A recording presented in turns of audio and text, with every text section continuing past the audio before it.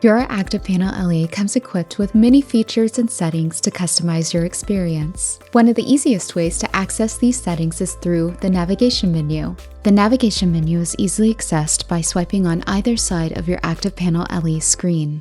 Let's go over what each navigation menu item means. Back allows you to go back one previous action. Tap Home to return to your home screen. All Open Apps shows you all the apps currently running in the background so you can find and quickly switch between them.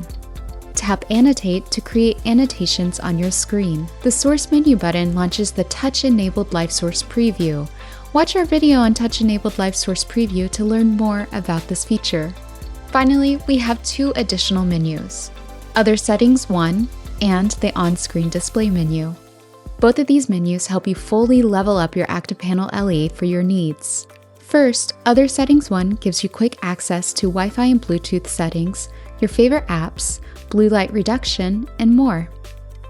The On-Screen Display menu uncovers even more customizations from changing your network to gesture interactions. This menu also gives you quick access to the main system settings. Settings is also available by tapping the Settings button on your remote or by swiping up and navigating to the Settings app icon.